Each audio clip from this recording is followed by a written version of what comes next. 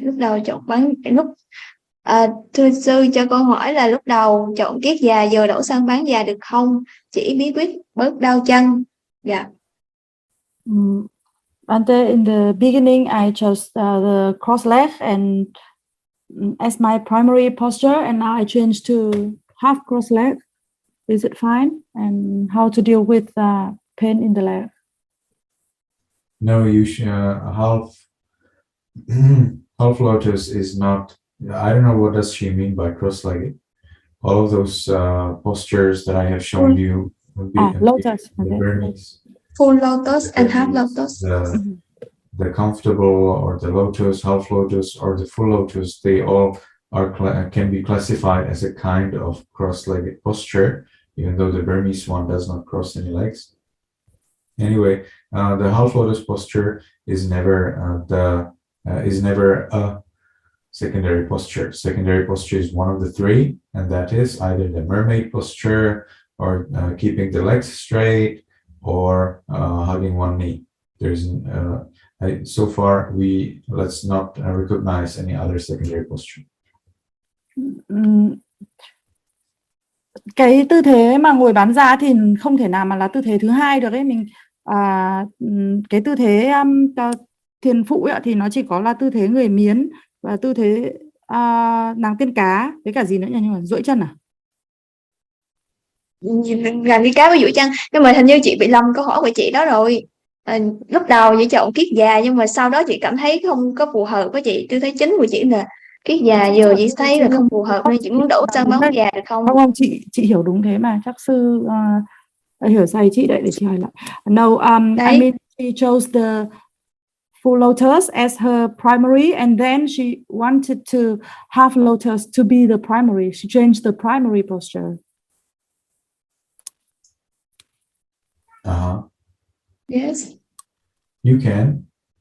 No problem. You can. Yes. But don't do that during one sitting, okay? You need to, for each sitting, you need to have clearly determined your primary and secondary posture. You can change your primary and secondary posture for every sitting, no problem, but not during one sitting. For each sitting, that sitting needs to follow only one primary and one secondary posture. Mình được đổi, nhưng mà trong cùng một thời thiền thì mình sẽ không đổi, mình đổi sang cái thời thiền khác ấy ạ. Mỗi thời thiền mình phải nói rõ ràng ra, mình có quyết tâm rõ ràng ra đâu là tư thế chính và đâu là tư thế phụ, và cái quyết tâm đó nó phải duy trì trong cả thời thiền. Còn sang thời thiền thứ hai thì mình đổi cái tư thế chính và tư thế phụ được ạ. Now suppose that you would be sitting 4 hours a day, then you can decide for the first hour to have your primary posture the half lotus posture. The second hour you could sit in the sesa posture. The third hour you could sit on a chair. And the fourth hour you could sit on the sesa posture again. That's perfectly fine. Và chẳng hạn như là mình có 4 thời thiền, mỗi thời 1 giờ, thì cái thời đầu tiên thì mình có thể ngồi bán già, thời thứ hai thì mình có thể ngồi cái tư thế là sesa, thời thứ ba mình có thể ngồi trên ghế, rồi thời thứ tư mình lại quay lại cái tư thế sesa cũng được. If you sit on a chair, make sure that your thighs and calves are in 90 degrees, your soles properly touch the floor, and your knees are as far from each other as your hips. Và nếu mà mình ngồi trên ghế thì phải đảm bảo rằng là hai cái đùi của mình và cái bắp chân của mình tạo một góc 90 độ, bàn chân thì chạm sàn và hai cái gối thì cách nhau một khoảng rộng bằng hông. Okay, so is it clear now? Thế đã rõ chưa ạ? Ý hai sư trả lời chưa? Rồi. Dạ, câu hỏi tiếp theo là ý hai sư trả lời chưa chị? Vượt qua cơn đau ấy. But she still wants to know how to overcome the pain in the leg during. You just change to the second posture. You do not overcome pain. Mình không cố vượt qua nỗi đau làm gì cả. Nếu mà đang đau thì mình chuyển sang tư thế phụ. Đau chân thì mình chuyển luôn sang tư thế phụ, không cố vượt qua. There is no benefit in overcoming pain in your meditation. There is no mention of overcoming pain in meditation in our scriptures. Cái việc mà cố để vượt qua cơn đau trong lúc hành thiền nó không có lợi lạc gì cả, không bao giờ có cái đề cập đến cái lợi lạc của việc này ở trong kinh điển.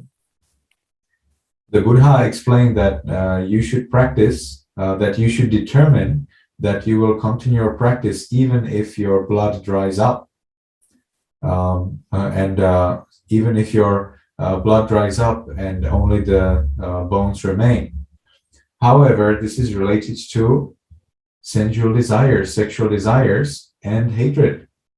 So we avoid all sensual desires and we avoid hatred, even if our blood has to dry up, even if only the bones will remain. Đức Phật cũng có dạy là hãy tiếp tục cái thực hành của mình ngay cả khi máu của con bị khô hết cả máu đi và chỉ còn lại bộ xương. Nhưng mà đây là ý Phật muốn nói đến cái sự thu thúc về các cái dục lạc ngũ trần và dục lạc tình dục và cái sự sân, thì là đề cập đến ba cái này thì ta sẽ phải thu thúc những cái này ngay cả khi máu có khô cạn hoặc là chỉ còn mỗi xương. Also, whenever we have cases of people who stayed a longer time in their meditation, like a very long time, then it's always there with the mention. If there's an explanation, there's always the explanation that they achieved the jhana. They were staying in the first level or a higher level of absorption, of deep, very deep level of concentration, and they enjoyed it. So if you ever want to stay long time in meditation, then make sure that first of all, you can achieve these deep levels of absorptions and enjoy that long time throughout the time. There is no mention of pain.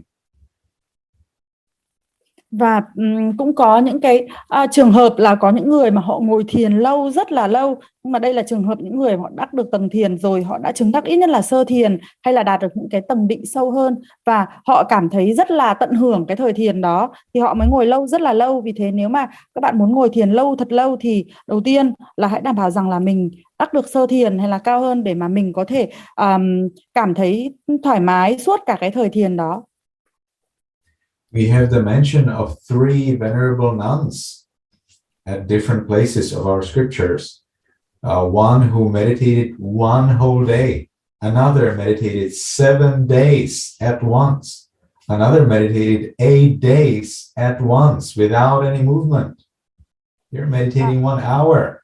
I'm talking about 1 day, 7 days, 8 days.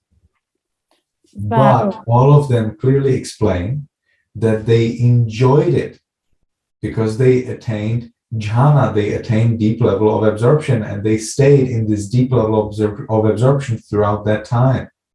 So it is very important that if you want to stay longer time in your meditation, then you need to stay there in pleasure, not in pain. And that pleasure is a pleasure of deep level of absorption, that is jhana. Và ở trong kinh điển thì đề cập những cái chỗ khác nhau trong kinh điển. Có 3 câu chuyện về 3 vị ni. Một người thì đã ngồi thiền 1 ngày, tức là một thời liên tục đấy ạ. Một người ngồi 1 ngày, một người thì ngồi thời thiền 7 ngày liên tục, và một người thì ngồi thiền 8 ngày liên tục. Ở đây là tính bằng đơn vị ngày chứ không phải tính bằng đơn vị giờ đâu ạ. Nhưng tất cả những cái vị này thì đều là họ rất là tận hưởng cái thời thiền của họ. Họ có cái sự hỷ lạc thông qua cái việc là họ đạt được cái tầng định rất là sâu. Thì họ có cái sự hỷ lạc suốt cả cái thời thiền, họ tận hưởng được thời thiền ấy. Cho nên là nếu mà bạn muốn ngồi thiền thật lâu thì bạn phải có được định rất là sâu và mình phải cảm thấy thoải mái, ngồi thiền trong một cái sự hỷ lạc. Thưa sư, câu hỏi của chị Vân ấy chị. Thưa sư, ngồi quan sát bó cơ lần lượt nhưng suy nghĩ sang vào lúc đó lại bắt đầu từ trên xuống, hay quan sát đặt bọn cơ nào cũng được. Và đi kinh hành con cũng hay bị lạc vào suy nghĩ. Tức là khi đang quan sát bó cơ thì suy nghĩ sang vào. Thì lúc đó. When I'm observing the muscles, then some thoughts arise and interrupt me. So can I continue with that muscles or I come back to the beginning? No, if your thoughts interrupt you, then you come back to the beginning. There are times when you can remember where you are, even though you have thoughts.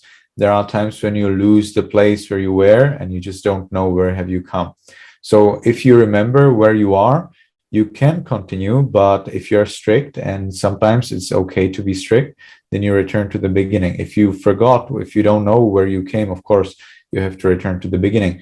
I suggest that first, you train yourself in the lower level of concentration. So even if you think a little bit, you would still go through and you would still continue until the end.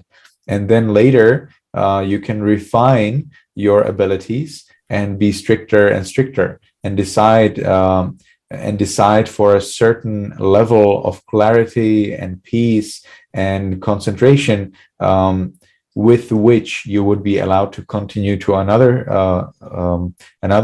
muscle, another part of the body, or without which you would have to return to the beginning.